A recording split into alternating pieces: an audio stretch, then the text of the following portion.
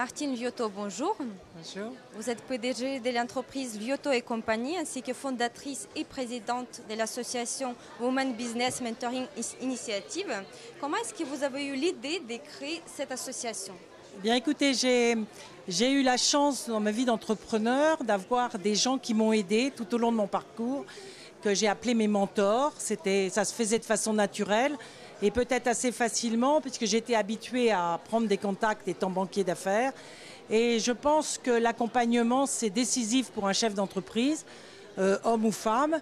Et donc, j'ai eu l'idée de créer une association avec les anciens de Stanford qui ont pour but d'accompagner de façon bénévole les chefs d'entreprise femmes, mais après une période de 3 ans, parce que je considère que c'est après une période de 3 ans qu'on est vraiment un entrepreneur. Et quel est votre meilleur souvenir d'entrepreneuriat?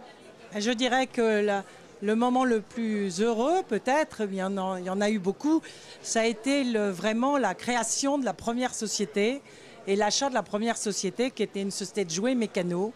Et ça, c'est formidable quand tout d'un coup on devient indépendant. On quitte l'adolescence pour rentrer dans l'âge adulte. Et à votre avis, pourquoi le réseau est nécessaire dans l'entrepreneuriat féminin? Écoutez, moi ce qu'on constate par expérience après 2 promotions, c'est que les femmes sont souvent très seules pour définir leur stratégie, très seules pour mettre en place cette stratégie. Et là, une des raisons importantes, c'est qu'elles ont moins de réseaux et elles appartiennent à moins de clubs que les hommes entrepreneurs.